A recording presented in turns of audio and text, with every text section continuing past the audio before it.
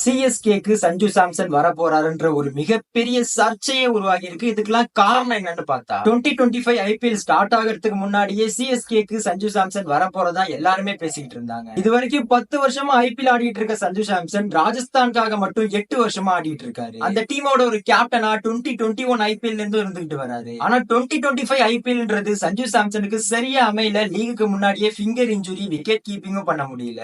அதனாலே இந்த season first 3 match impact பிளேயரா இருந்தாரு. அவருக்கு பதிலா ரியான் பரா கேப்டன்சியும் பண்ணாரு. அதுக்கப்புறம் டீம் மேனேஜ்மெண்ட்டுக்கும் இவருக்கும் miss understanding, team head coach ஆன ராகுல் டிராவிடுக்கும் இவருக்கும் கூட சரியான ரிலேஷன்ஷிப் இல்லன்னு பேசிக்கிட்டு இருந்தாங்க. சோ எம்எஸ் தோனியோட ரிட்டையர்மெண்ட்டுக்கு அப்புறம் சிஎஸ்கேக்கு ஒரு நல்ல விக்கெட் கீப்பிங் பேட்ஸ்மேன் கண்டிப்பா தேவை. அதே நேரம் சிஎஸ்கே எப்போதுமே வேற டீம்ல இருந்து ஒரு பிளேயரை மாத்திக்க மாட்டாங்க. தேவையான பிளேயர்ஸ் ஆப்ஷன்ல மட்டும்தான் எடுப்பாங்கன்னு தெரியுது. சோ சஞ்சு சாம்சன் இப்ப வரைக்கும் சிஎஸ்கேக்கு வருது அபிஷியலா கன்ஃபார்ம் ஆகல. சஞ்சு சாம்சனோட மேனேஜர் இப்ப என்ன பண்ணிருக்காரு, சஞ்சு சாம்சன் சிஎஸ்கேல ஜாயின் பண்ணதா ஃபேன்ஸ் போட்ட போஸ்டுக்கு லைக் பண்ணிருக்காரு நேத்தி. பட் சிஎஸ்கே மேனேஜ்மெண்ட் சஞ்சு சாம்சனை டீமுக்குள்ள ஜாயின் பண்றதுக்கு விருப்பமா இருக்காங்களான்றதுதான் ஒரு புதிரான விஷயமா இருக்கு.